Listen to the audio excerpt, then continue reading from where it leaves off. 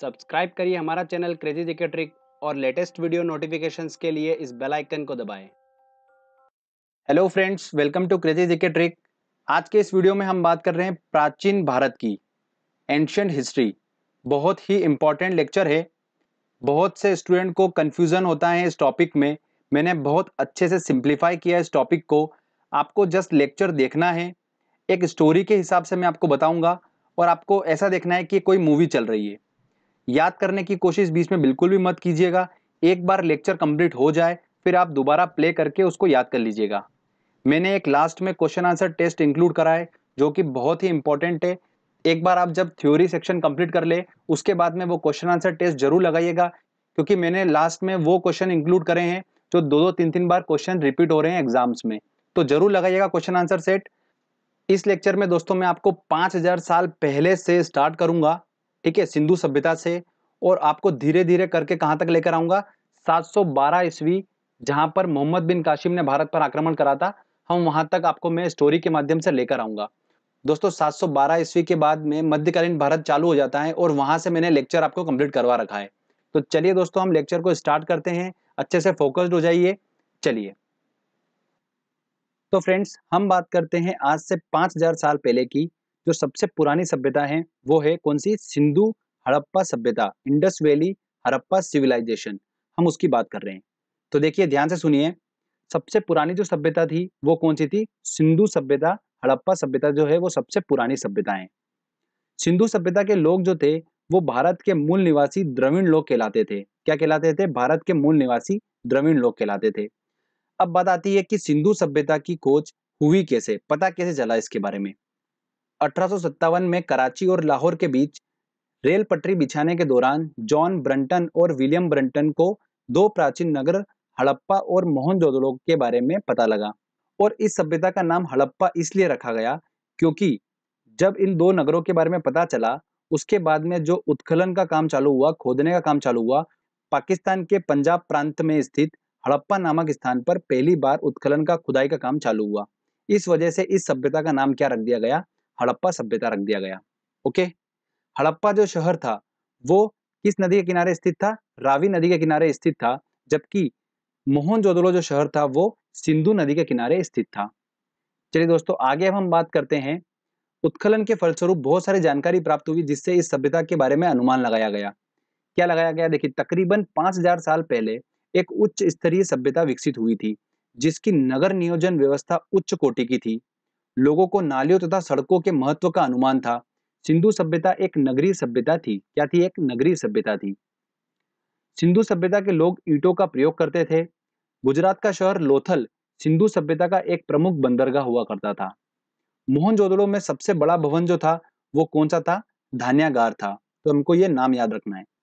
आगे देखिए, विशाल स्नानागार ग्रेट बाथ के बारे में भी पता चला जो कि कहां पर स्थित है? मोहनजोदड़ो में स्थित है। इसके बारे में पता चला। आगे देखिए दोस्तों, कांस्य से बनी नर्तकी की मूर्ति भी मोहनजोदड़ो से उत्खनन के फलस्वरूप प्राप्त हुई थी। उत्खनन के फलस्वरूप यह पता लगा कि सिंधु सभ्यता के जो लोग थे उनकी जो अर्थव्यवस्था थी उसकी ताकत क्या थी? कृषि और पशुपालन। हड़प्पा सभ्यता की बात की जाए तो वहां पर सभी धातुओं के अवशेष मिले बट लोहे के अवशेष नहीं मिले।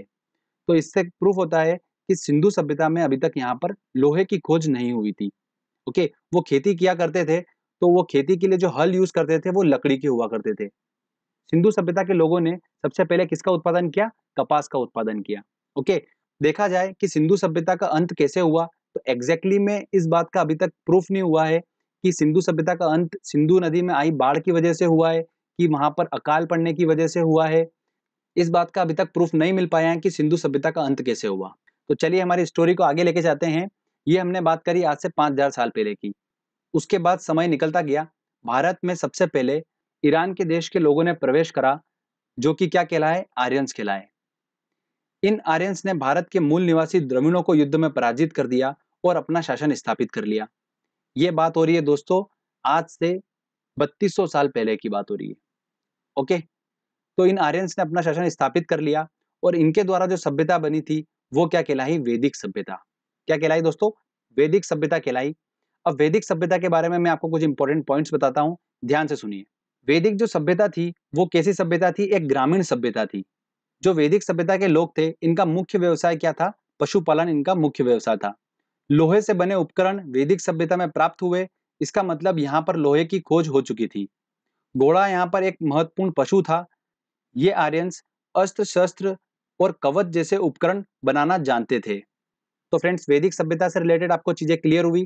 सबसे पहले नगरीय सभ्यता के बारे में हमने पढ़ा, सिंधु सभ्यता जिसका अंत हुआ, उसके बाद में क्या आई? वैदिक सभ्यता आई, मतलब एक ग्रामीण सभ्यता आई।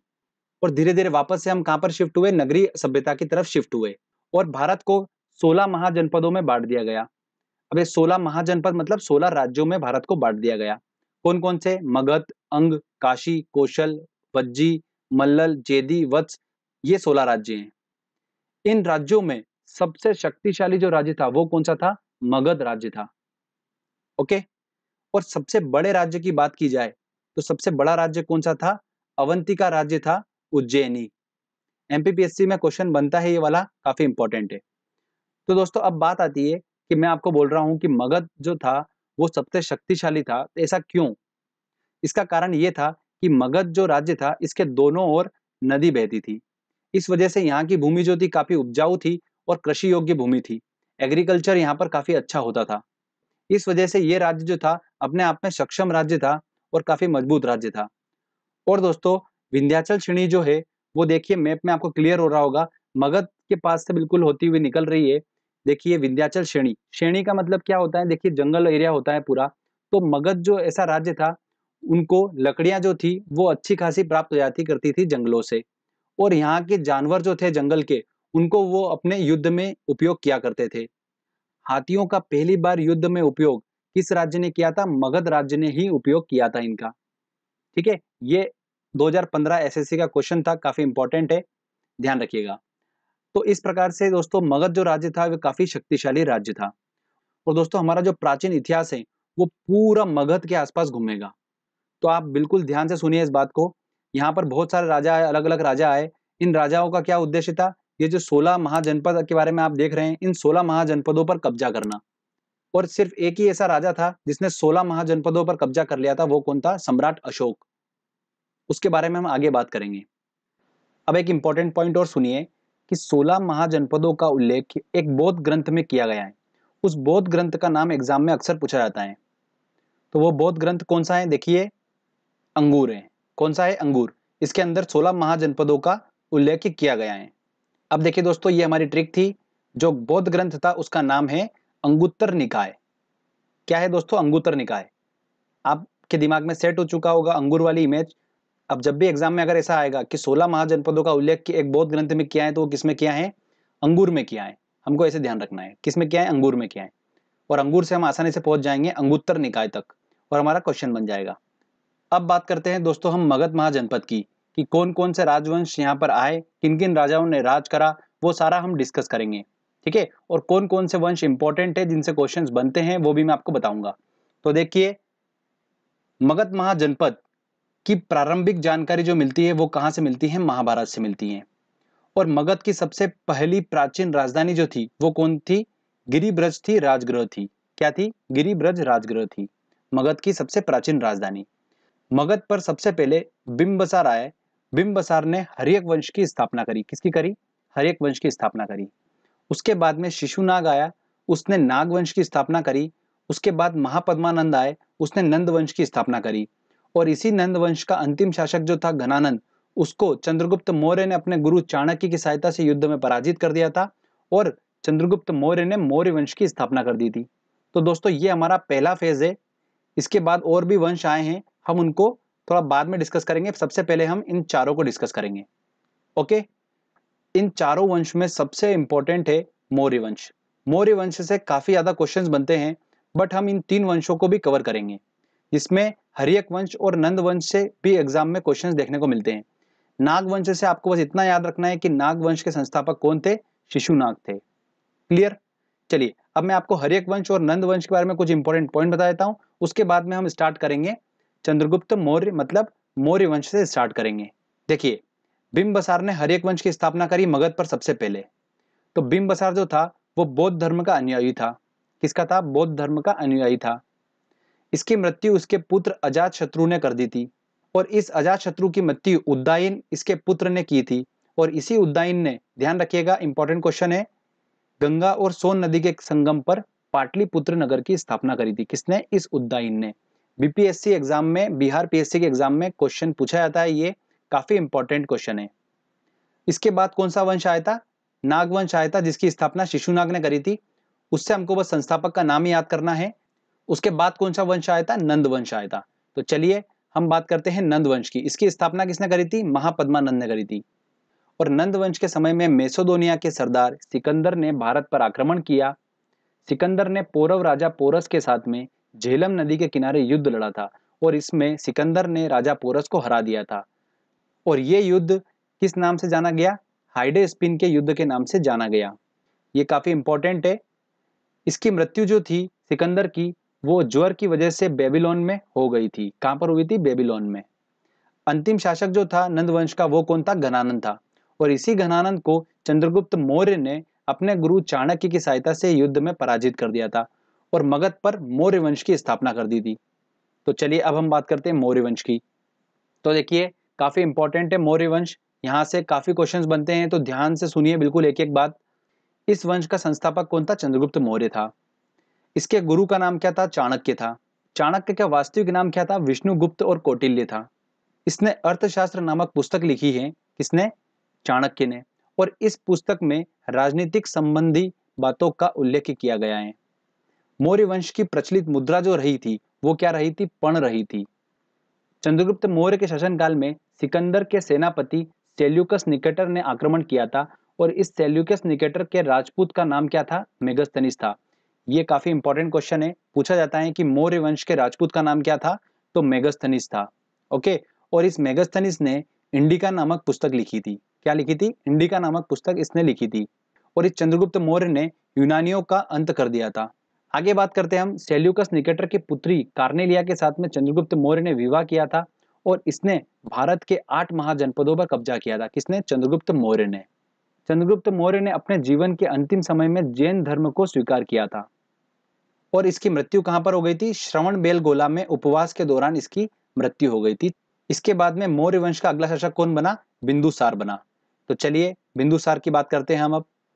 पुराणों में बिंदुसार को अमित्रघात, वारिसार, भद्रसार के नाम से जानते हैं।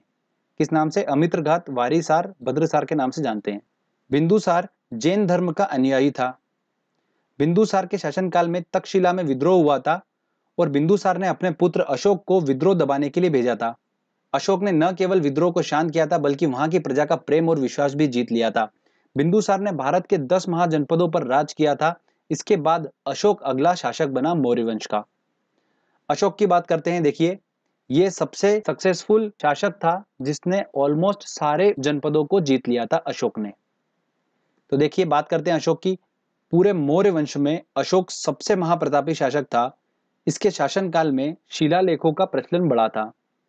इन शिलालेखों की खोज सबसे पहले 1750 में फेन थेलर ने की थी और सबसे पहले 1837 में इसको जेम्स प्रिसेप ने इन शिलालेखों को पढ़ा था। तो खोज किसने करी थी? फेन थेलर ने की थी। और सबसे पहले इन शिलालेखों को पढ़ा किसने था? जेम्स प्रिसेप ने पढ़ा था। ठीक है, ये काफी इंपॉर्टेंट क्वेश्चन है।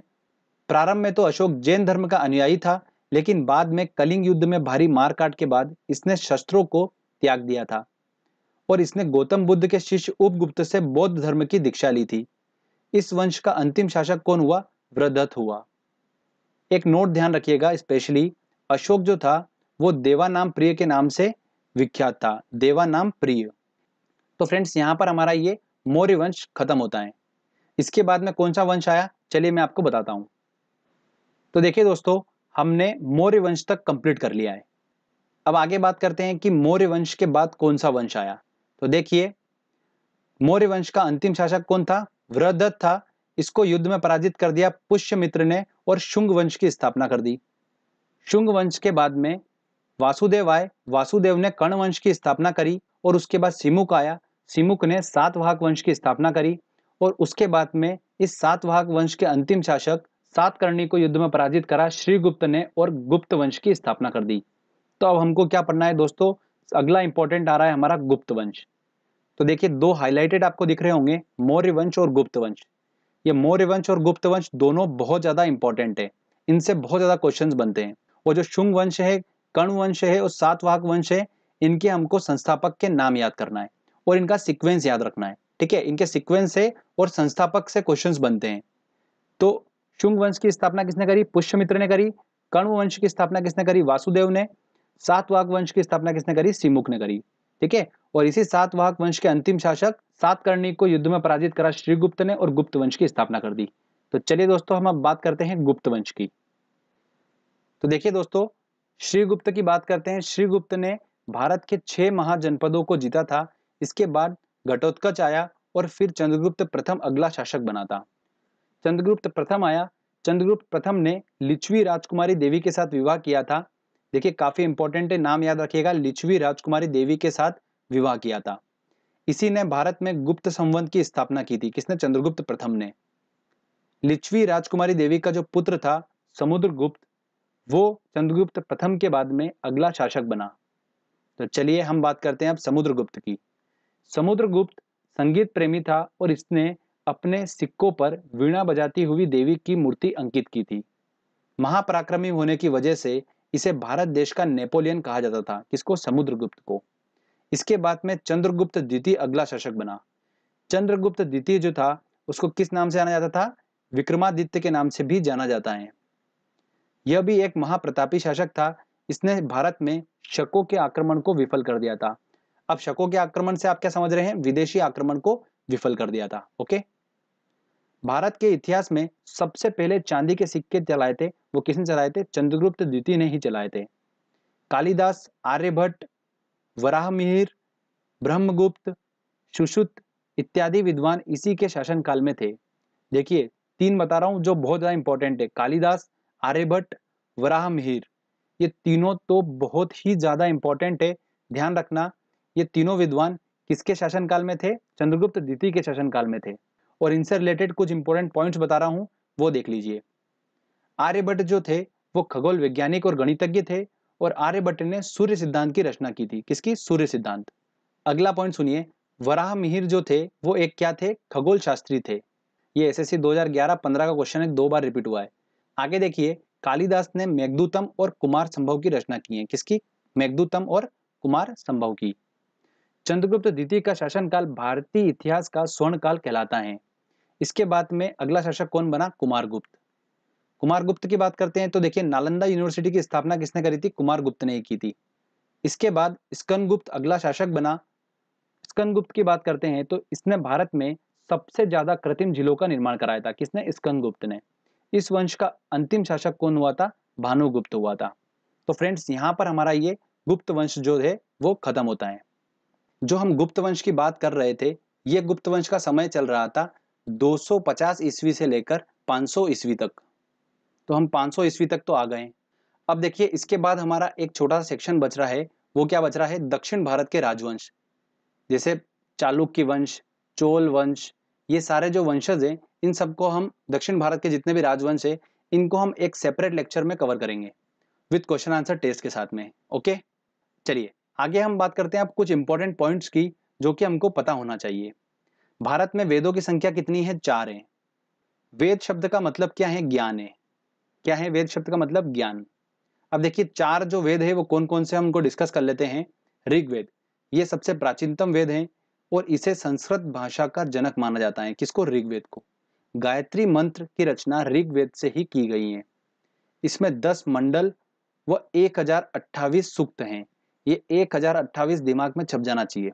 ठीक है। साम्यवेद की बात करते हैं तो इसको भारतीय संगीत का जनक माना जाता है। साम्यवेद को भारतीय संगीत का जनक माना जाता है। अगला बात करते हैं हम यजुर्वेद की।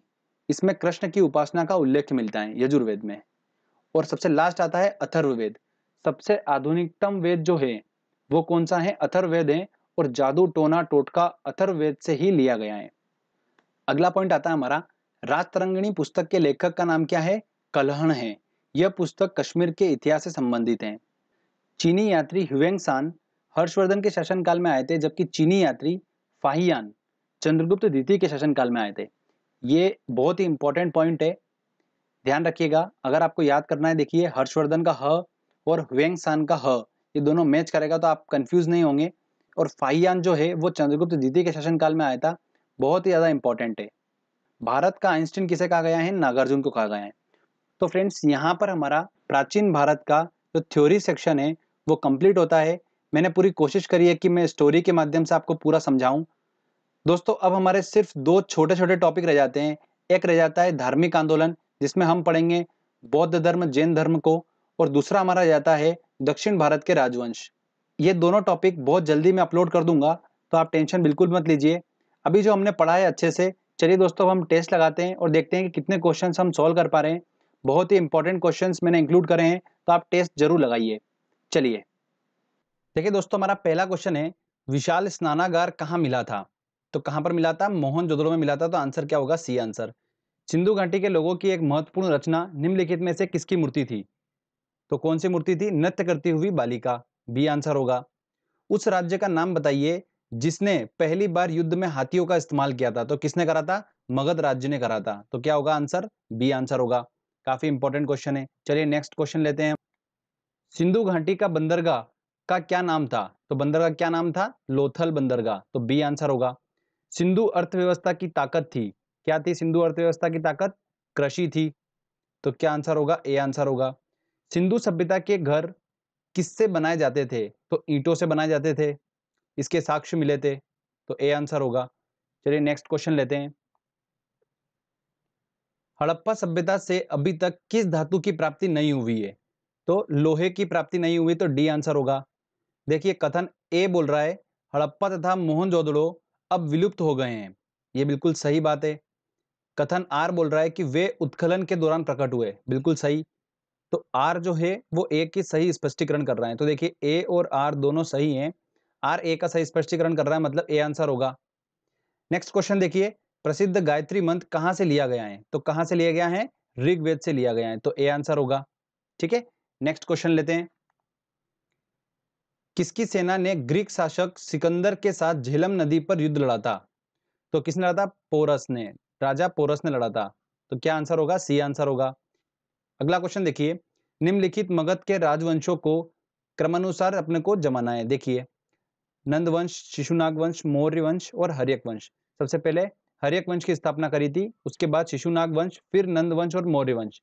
तो 4 2 1 3, 4 2 1 3 मतलब बी आंसर होगा। ठीक है फ्रेंड्स, चलिए नेक्स्ट क्वेश्चन लेते हैं। बिंदुसार के शासन के दौरान अशांति कहां पर हुई थी? तो बिंदुसार के शासन के दौरान अशांति कहां पर हुई थी? तक्षशिला में हुई थी। उसके बाद बिंदुसार ने अशोक को वहां पर भेजा था। तो क्या होगा आंसर? ए आंसर होगा। चंद्रगुप्त मौर्य ने अपने अंतिम दिन कहां गुजारे थे? तो चंद्रगुप्त मौर्य ने अपने अंतिम दिन कहां गुजारे थे? श्रवण बेलगोला में गुजारे थे। डी आंसर होगा। देवानाम प्रिय के नाम से कौन विख्यात हैं? तो कौन विख्यात है? देखिए दोस्तों अशोक विख्यात था, मैंने आपको बताया था। तो क्या आंसर होगा इसका? बी आंसर होगा। चलिए नेक्स्ट क्वेश्चन लेते हैं हम। इंडिका किसने लिखी है? इंडिका पुस्तक किसने लिखी है? देखिए मेगस्थनीज ने लिखी है। तो क्या आंसर होगा? ए आंसर होगा। मौर्य दरबार में ग्रीस के राजदूत का क्या नाम था? तो क्या नाम था राजदूत का? नाम मेगस्थनीज था। अशोक ने किस बौद्ध साधु से प्रभावित होकर बौद्ध धर्म को अपनाया था? तो उसने उपगुप्त से शिक्षा ली थी, मतलब इसका आंसर क्या होगा? बी आंसर होगा। चलिए नेक्स्ट क्वेश्चन लेते हैं। अर्थशास्त्र के लेखक किसके समकालीन थे? तो देखिए अर्थशास्त्र के लेखक जो था वो कौन था? चाणक्य था। और चाणक्य जो था वो किसके समकालीन थे? चंद्रगुप्त मौर्य के। तो क्या आंसर होगा इसका? बी आंसर होगा। अगला क्वेश्चन है, किस प्रसिद्ध शासक को शिलालेखों का जनक कहा जाता है? तो किसको कहा जाता है? अशोक को कहा जाता है। एक बात और ध्यान रखिएगा, इन शिलालेखों को किस लिपि में लिखा गया है? ब्राही लिपि में। ठीक है, ये भी हमको पॉइंट ध्यान रखना है। मौर्य वंश के तत्काल बाद किस वंश ने आकर राज किया था? तो मौर्य वंश के बाद कौन सा वंश आया था? देखिए दोस्तों शुंग वंश आया था, उसके बाद में, उसके बाद आया था कौन सा? कर्ण वंश आया था, उसके बाद सातवाहक वंश आया था। तो आंसर क्या होगा इसका? बी आंसर होगा। ठीक है, इस सीक्वेंस से भी क्वेश्चंस पूछते हैं, इसलिए आप सीक्वेंस भी ध्यान रखिएगा। नेक्स्ट क्वेश्चन लेते हैं। विक्रमादित्य के नाम से जाना जाता है, किसको जाना जाता है? चंद्रगुप्त द्वितीय को जाना जाता है। लिच्छवी दोहित्र किसे कहते हैं? देखिए लिच्छवी दोहित्र किसे कहते हैं? देखिए लिच्छवी नामक राजकुमारी से किसने विवाह किया था? चंद्रगुप्त प्रथम ने किया था। और लिच्छवी राजकुमारी का जो पुत्र था वो कौन था? समुद्रगुप्त था। इसलिए समुद्रगुप्त को ही लिच्छवी दोहित्र के नाम से जाना जाता है। तो सी आंसर होगा। भारत देश का नेपोलियन किसे कहा जाता है? समुद्रगुप्त को कहा जाता है। तो सी आंसर होगा। चलिए नेक्स्ट क्वेश्चन लेते हैं। प्रसिद्ध चीनी यात्री फाहियान किसके शासनकाल के दौरान भारत आया था? तो फाहियान किसके शासनकाल के दौरान आया था? चंद्रगुप्त द्वितीय के शासनकाल के दौरान। तो डी आंसर होगा। मेघदूत के रचयिता कौन है? देखिए मेघदूत और कुमार संभव की रचना किसने करी थी? कालिदास ने करी थी। तो ए आंसर होगा। अगला क्वेश्चन देखिए, वराहमिहिर थे, वराहमिहिर कौन थे? एक खगोल शास्त्री थे। तो क्या आंसर होगा दोस्तों इसका? सी आंसर होगा। चलिए नेक्स्ट क्वेश्चन लेते हैं हम। ऋग्वैदिक आर्यों का मुख्य व्यवसाय क्या था? तो ऋग्वैदिक आर्यों का मुख्य व्यवसाय क्या था? पशुपालन था। तो बी आंसर होगा। निम्न में से कौन एक बौद्ध ग्रंथ 16 महाजनपदों का उल्लेख करता है? तो कौन करता है दोस्तों? अंगुत्तर निकाय करता है। तो इसका आंसर क्या होगा? ए आंसर होगा। मगध के किस राजा ने राज्य के लालच में अपने पिता की मृत्यु कर दी थी? तो किसने करी थी? अजातशत्रु ने करी थी। बिंबिसार की हत्या कर दी थी इसने। तो क्या आंसर होगा? बी आंसर होगा। चलिए नेक्स्ट क्वेश्चन लेते हैं। अशोक के शिलालेखों को पढ़ने वाला प्रथम अंग्रेज कौन था? तो पढ़ने वाला कौन था प्रथम अंग्रेज? देखिए खोज किसने करी थी? फेन थेलर ने करी थी। और पढ़ने वाला पहला कौन था? जेम्स प्रिसेप था। तो आंसर क्या होगा? सी आंसर होगा। ठीक है, तो कंफ्यूज मत होइएगा, काफी इंपॉर्टेंट क्वेश्चन है ये, एग्जाम में पूछा जाता है। तो फ्रेंड्स जो मैंने आपको ये क्वेश्चंस करवाए ये काफी इंपॉर्टेंट क्वेश्चन है सारे, बार बार एग्जाम में रिपीट हो जाते हैं क्वेश्चन ये। तो आई होप आपने सारे क्वेश्चन सॉल्व कर लिए होंगे। तो फ्रेंड्स हमने टॉपिक को पहले अच्छे से समझा, उसके बाद में हमने एक very important question answer test भी लगाया। तो फ्रेंड्स इस टॉपिक से हमारा एग्जाम में नंबर बिल्कुल पक्का है, आप बिल्कुल टेंशन मत लीजिए। जो जो हमने टॉपिक अच्छे से पढ़े हैं उनसे अगर क्वेश्चंस आएगा तो आप आसानी से क्वेश्चन को सॉल्व कर लेंगे। तो फ्रेंड्स अगर आपको वीडियो अच्छा लगा है तो जल्दी से इस वीडियो को लाइक करिए, दोस्तों के साथ शेयर करिए और कमेंट करके बताइए आपको वीडियो कैसा लगा। अगर आपने अभी तक चैनल को सब्सक्राइब नहीं करा है तो प्लीज़ चैनल को सब्सक्राइब कर लीजिए, क्योंकि इस तरीके के जब भी वीडियो मैं अपलोड करूंगा आपको उसका बेनिफिट मिलता रहेगा। मिलते हैं दोस्तों अगले वीडियो में। जय हिंद, जय भारत।